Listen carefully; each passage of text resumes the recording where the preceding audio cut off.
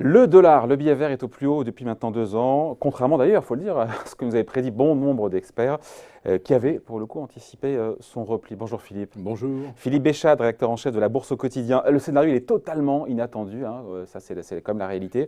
On a un dollar qui gagne 2% depuis le début de l'année face aux principales grandes devises, et en euro-dollar on est un petit peu en dessous des 1,12. Pourquoi est-ce que le dollar a pris à revers comme ça les stratèges qui sont globalement tous plantés?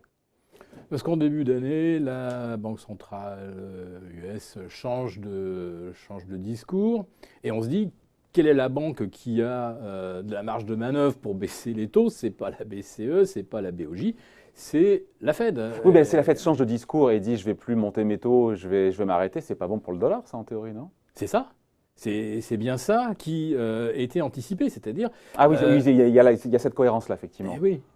On disait, si Trump continue de mettre la pression et qu'en plus de ça, la croissance au premier trimestre est vraiment pas bonne comme on l'anticipait au quatrième, qu'on se retrouve avec 1,3, 1,4% de croissance au lieu de 3,2. Ouais. En première estimation. Voilà. Le collège de la Fed fera circuler, on va dire, des notions très colombes, très accommodants et voire d'assouplissement monétaire. Ce qui aurait justifié, exempté, comme on dit, la baisse du dollar. Sauf qu'on a le contraire qui s'est produit. Donc, entre-temps, qu'est-ce qui s'est passé? Croissance plus forte que prévu. C'est le différentiel de croissance plus forte aux États-Unis. Je dirais que là, aujourd'hui, c'est quoi? C'est le principe de réalité. Là, ce matin, on a des chiffres qui sortent. La croissance européenne, plus 0,4. Plus 0,3 en France. En Europe, là, parce que l'euro, ouais, c'est d'abord l'Europe. Donc 0,4. Allez, on va dire qu'en étant optimiste, on fait ça, on projette ça sur le deuxième trimestre. Allez, on est sur une croissance potentielle de 1,6. Ouais. 1,6. Je dis 1,6 tout simplement parce que c'est exactement la moitié de 3,2, ce qu'annoncent les États-Unis. Donc, ce qu'ils ont fait sur le premier trimestre, c'est pas dit qu'ils vont le faire sur l'année non plus. Entre la croissance anticipée aux États-Unis au premier trimestre et celle qu'on constate, bon, là, on va dire qu'il y a un principe de réalité et le dollar a effectivement collé à une réalité, en tout cas statistiquement. On est très très surpris aussi de la vigueur de la croissance américaine. Ouais. Et donc, les marchés, les experts ont retourné leur veste. Maintenant, ils parient sur la poursuite de la vigueur du dollar? Alors, parier à partir des niveaux que l'on atteint, on va dire que là, on n'est peut-être pas loin d'un seuil de douleur pour le commerce extérieur américain, voire tout simplement parce que Trump, il est prêt à tweeter que le dollar est trop cher.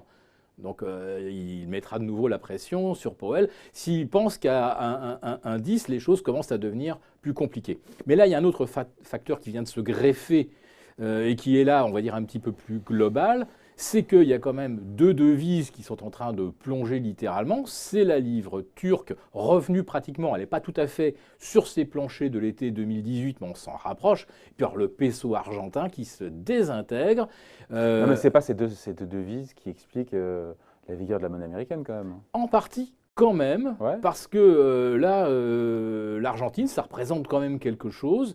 La livre turque, ce n'est pas neutre non plus, mais l'Argentine, on a un peso qui valait, je crois, il fallait 12 pesos pour $1 il y a 1 an et demi. Aujourd'hui, il en faut 50, voire 51.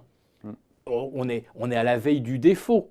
Donc ça veut dire quoi? Que des gens en Argentine vont se réfugier sur les bons du Trésor américain. Donc là, actuellement, il y a une vraie appétence pour les bons du Trésor américain de la part de détenteurs de devises fragiles, friables, voire qui se désintègrent. Et puis on a aussi donc cette espèce de hausse funiculaire des actions américaines. Et pour acheter des actions, il faut là aussi du dollar. Ouais.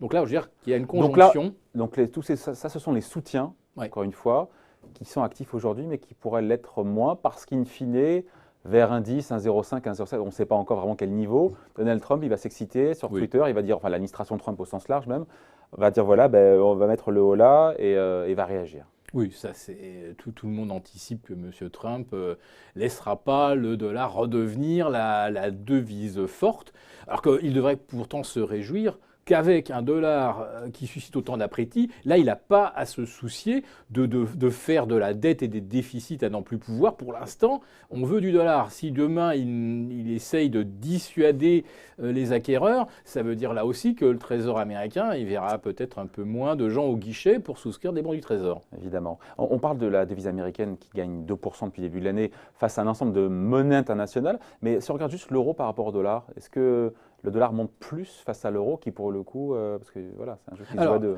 Jusqu'à il y a 15 jours, jusqu'à ce qu'on découvre vraiment que l'Argentine est au bord du défaut, c'est vraiment l'euro qui avait pâti, qui était faible, vraiment, contre le dollar. Et les devises émergentes avaient plutôt tendance à aller mieux, parce que les devises émergentes sont des devises d'économie cyclique. On a l'impression qu'il y a un mieux, donc tout était en train de remonter, du won coréen, à la monnaie vietnamienne, malaisienne, etc. Tout avait l'air d'aller mieux.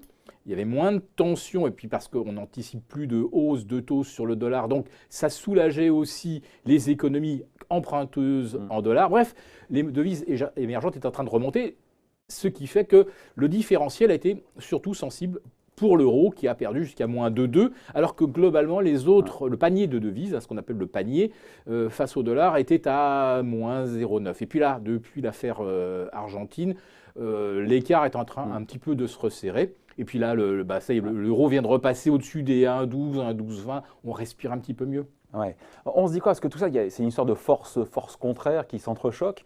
Qu'est-ce qui l'emporte si effectivement Trump n'est pas content et tweet en disant le dollar est trop fort, mais que Wall Street continue de progresser, donc il faut bien aspirer des dollars pour investir sur le marché américain quand on est investisseur étranger. Qu'est-ce qui l'emporte pour le coup là? Et puis derrière, il y a aussi la question de la Fed. On a compris que le prochain mouvement pourrait très bien peut-être être une baisse de taux. Et là, ça change complètement la configuration, parce que là, ça enlèverait un des facteurs de soutien fort au dollar, à savoir une bonne rémunération, enfin, une meilleure rémunération. Ce qui vient de se passer vendredi dernier avec une croissance à 3,2, même si je pense que c'est de la fiction statistique. Pour l'instant, la fiction, c'est biaisé par certains facteurs volatiles, etc. C'est bien de la fiction statistique.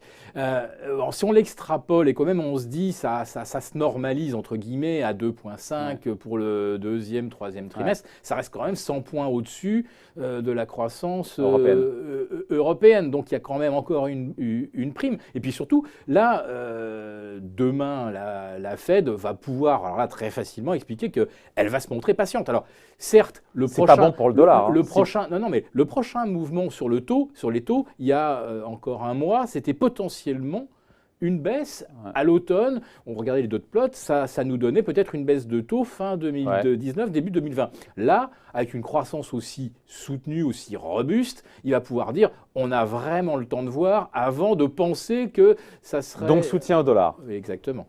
Par différentiel. Voilà, on voulait revenir encore une fois sur ce dollar qui a fait mentir les prévisionnistes qui sont gourés. C'est pas facile non plus de prévoir les parités de change. Merci pour ces explications. Signé Philippe Béchade, rédacteur en chef de la Bourse au quotidien. Merci.